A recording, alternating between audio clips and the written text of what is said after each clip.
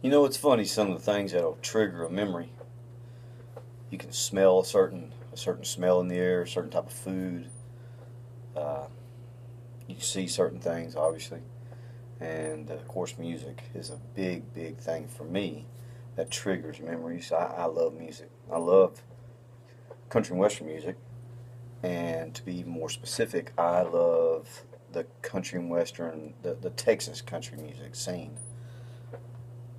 Started way back in the 70s, probably even before that, but to my knowledge, in the 70s by none other than Willie and Waylon. I mean, they just, some of the stuff that they did in their early days was just off the charts good. And one of the songs that always brings a specific memory to me is Luckenbach, Texas.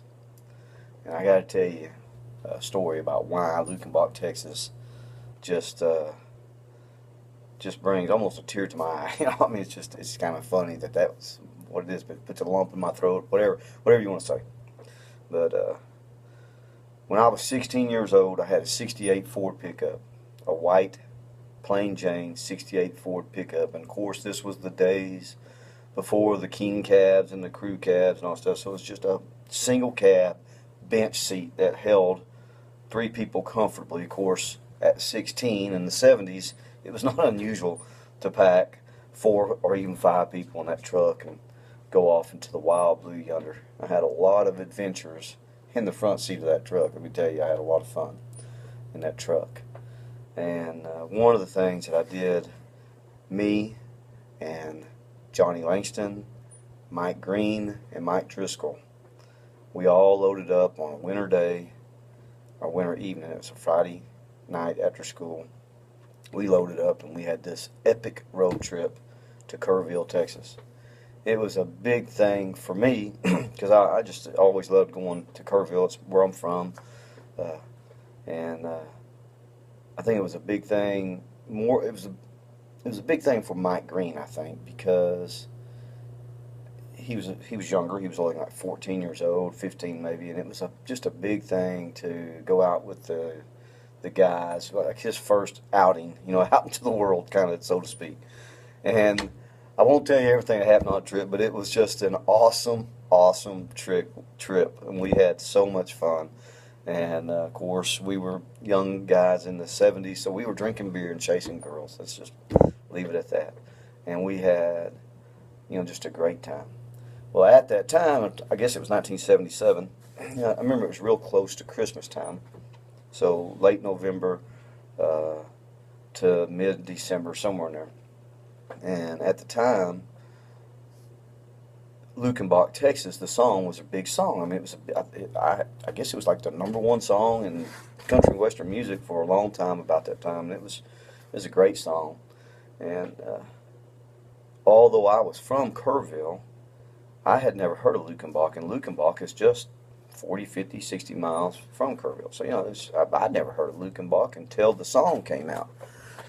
So we went down there to Kerrville. We had this great time, and we blew every penny we had. I mean, we didn't have but a couple of $3 between the 4 of us on the way back. And we had enough fuel to get back. And anyway, so we headed back, and we thought, hey, we're going to go to Luckenbach. We'd never been to Luckenbach, so we're going to go. So we cruised over to Luckenbach, Texas, and in 1977, Luckenbach, Texas was probably about 2 houses and a post office. And that's about it. And some fields and some cedar trees. That's about it. And when we got there, there was nobody there. Not a soul. There was no cars. There was nothing there except for these 2 houses, 3 houses, whatever, and the post office. And there wasn't even nobody in the post office. It's a Sunday, so nothing except for one of those long tables that you see in churches, and the fold-up church tables, probably about 6 to 8 feet long, and it was just out there, and it had a bunch of whatnots on it, just a bunch of gadgets, some rocks with some paintings on it, and some crafty, artsy stuff, and there was nobody there, and they all had tags on them, like this rock was with a painting on it was $3, and this one was $4, whatever. And there was a coffee can with a lid on it with a slit cut in it, sitting out there with a sign that said, all the items are marked, and I'm paraphrasing, I can't remember exactly what it said, but something to the effect of all the items are marked what we expect to be paid, but you just pay what you can. And if you need any money, take what you need.